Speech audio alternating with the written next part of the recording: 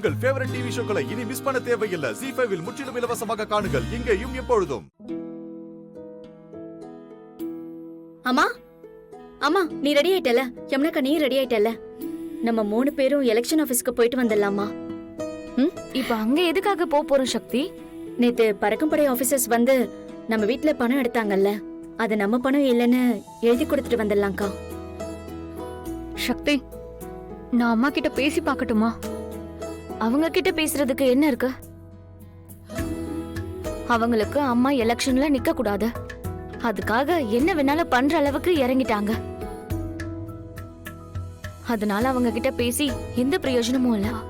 அது இல்ல அண்ணி, நீங்க வெளியில எங்கேயும் போக வேண்டாம். குழந்தை இருக்கான்ல, அவனை கவனிச்சுக்கோங்க. நாங்க போயிட்டு உடனே வந்துடுறோம். ஆமா சரண்யா, வெளியில வெயில் ரொம்ப அதிகமா இருக்கு. இந்த நிலைமையில நீ குழந்தைய தூக்கிட்டு அங்கேயும் இங்கேயும் அலைய வேண்டாமா? அண்ணே வாங்க வாங்க அண்ணே. வீட்ல எல்லாரும் எப்படின்னா இருக்காங்க? நல்லா இருக்காங்க. சேர் எடுத்து போடுமா? அண்ணா இருக்கட்டுமா. நல்ல வெயில்ல வந்திருக்கீங்க, மோர் சாப்பிடுறீங்களாண்ணே? இருக்கட்டும் மீனாட்சம்மா, நான் உங்களை பார்த்து ஒரு விஷயத்த சொல்லிட்டு போலான்னு வந்தேன். சொல்லுங்க அண்ணே, என்ன விஷயம்? நீங்க இன்னைக்கே இந்த வீட்டை காலி பண்ணிடுங்கம்மா. என்ன இருக்க இடம் இல்லாம அலையறீங்கன்னு பரிதாபப்பட்டு வீடு கொடுத்தேன். ஆனா நீங்க எலெக்ஷன்ல நிக்கிறேன்னு தேவையில்லாத வம்பெல்லாம் இழுத்து வச்சுட்டு இருக்கீங்க. இதெல்லாம் நமக்கு சரிப்பட்டு வராது. இன்னைக்கே வீட்டை காலி பண்ணிடுங்க. அண்ணாச்சி, இப்படி திடீர்னு வந்து வீட்டை காலி பண்ணி கொடுக்கணும்னு சொன்னா நாங்க என்ன பண்றது? எங்களுக்கு 2 நாள் டைம் கொடுங்க, நாங்க வேற வீடு பார்த்துட்டு காலி பண்றோம். 2 நாள்ல இன்னும் என்னென்ன பிரச்சனை வருமோ யாருக்கு தெரியும்? எனக்கு எதுக்குமா பெரிய எடுத்து போலாப்ப? நீங்க வீட்டை காலி பண்ணிட்டு கிளம்புங்கம்மா. அண்ணே, எல்லாரையும் கூட்டிக்கிட்டு திடீர்னு எங்க போறது? அதான் நாங்க டைம் கேக்குறோம்ல, அதுக்கப்புறம் வாங்க, வீட்டை காலி பண்ணிட்டு ஒப்படைக்கிறோம். இங்க பாருமா, 2 நாள் தான் டைம், அதுக்குள்ள காலி பண்ணிக்கிங்க. உங்க மரியாதை நீங்க காப்பாத்தீங்க. நான் வரேன்.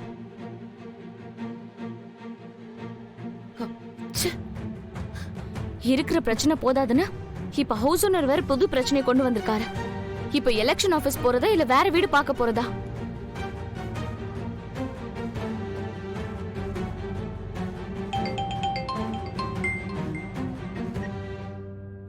ஹேய், இதெல்லாம் உன் வேலைதானா? என்ன சக்தி, பரவாயில்லையே, கரெக்டா கண்டுபிடிச்சிட்ட. உனக்கு ஐக்கியம் ரொம்ப ஜாஸ்தி தான். நீ தாராளமா ஐஏஎஸ்க்கு படிக்கலாம். என்ன கிண்டல் பண்றியா? இதோட உன் ஆட்டத்தை நிறுத்திக்கோ, இல்ல நான் யாருன்னு உனக்கு காட்ட வேண்டியது இருக்கா. பாரு, போன்ல பேசும்போதே சக்திக்கு இவ்ளோ கோவம் வருது. அடடா, அந்த கண் கொள்ளா காட்சிய நேர்ல பார்க்க முடியாம நான் மிஸ் பண்ணிட்டேனே சக்தி. என்ன சக்தி, சம்பவம்லாம் எப்படி இருக்கு? தரமா இருக்குல்ல? பண்ணது யாரு? சார்ஷாத், இந்த பூஜாவாச்சே. உனக்கு அங்க ஒரே அதிர்ச்சியா இருக்குமே. நேத்துல இருந்து உன்னை ஒரே இடத்துல நிக்க விடாம துரத்தி துரத்தி அடிச்சிட்டு இருக்கேன்ல, இன்னும் அடிப்பேன். அம்மா தாயே, என்னை விட்டுரு. எங்க அம்மா எலெக்ஷன்ல நிக்க மாட்டாங்கன்னு நீ கதறி சொல்ற வரைக்கும் அடுத்தடுத்துன்னு நான் உன்னை அடிச்சுக்கிட்டே இருப்பேன்டி. இது வரைக்கும் நான் வச்ச செக்கெல்லாம் உனக்கும் உங்க அம்மாக்கும் நான் கொடுத்த சின்ன ஒரு எச்சரிக்கை தான். இதுல மட்டும் நீங்க அலர்ட் ஆகி வாபஸ் வாங்கலன்னு வச்சுக்கோயேன், கடைசியா ஒரே ஒரு அடி அடிப்போம். அந்த மாஸ் அடி மரண அடியா இருக்கும். சக்தி, நீ பிரச்சனையோட விளிம்புல இருக்க, நல்லா யோசிச்சு ஒரு முடிவெடு.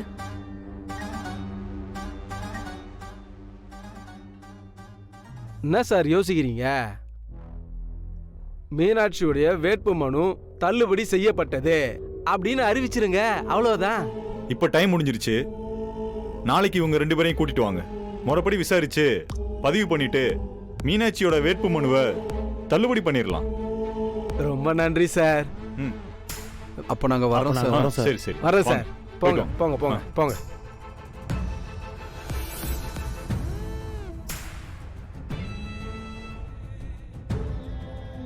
அண்ணா, நீங்க சொல்லி கொடுத்த மாதிரி சொல்லிட்டோம்.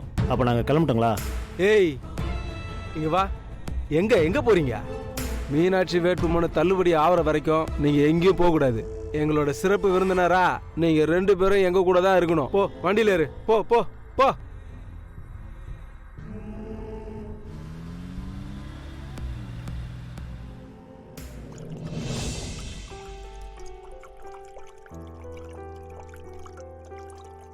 அண்ணி, என்ன சக்தி? குழந்தைக்கு சொட்டு மருந்து கொடுக்க போனோம்னு சொன்னீங்களே, மறந்துட்டீங்களா? ஆஹா, மறக்கல சக்தி. ஹாஸ்பிட்டலுக்கு ஃபோன் போட்டேன். வேக்சின் போட ஒரு நர்ஸை வீட்டுக்கு வரேன்னு சொல்லிட்டாங்க. டைமுக்கு போட வேண்டிய சொட்டு மருந்து, தடுப்பூசி எல்லாத்தையும் மிஸ் பண்ணாம போட்டுறணுமா? அப்பதான் குழந்தை நல்ல ஆரோக்கியமா வளரும் சரண்யா. வாங்க தம்பி, வாங்க. வரேன். வாங்க தம்பி, வாங்க. என்ன விஷயமா வந்திருக்கீங்க? ரங்கநாயகி அம்மாவை எதிர்த்து நாமினேஷன் தாக்கல் பண்ணிருந்தீங்கல்ல, அந்த வேட்புமனு தள்ளுபடியாக போகுதுமா?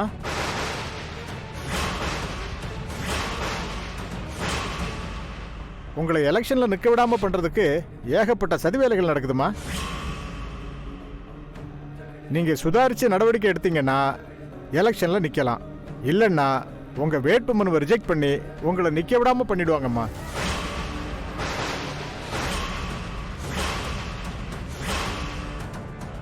உங்க விஷயமா எலெக்ஷன் ஆபீசரை நேரில் பார்த்து பேசிட்டாங்கம்மா. அவரும் ரிஜெக்ட் பண்றேன்னு சொல்லிட்டாருமா. எலெக்ஷன் ஆபீசரை யார் மீட் பண்ணாங்க? எங்க அம்மாவுடைய வேட்பு மனுவை ரிஜெக்ட் பண்றதுக்கு அவங்க என்ன காரணம் சொன்னாங்க? அதெல்லாம் நான் சொல்லக்கூடாதும்மா.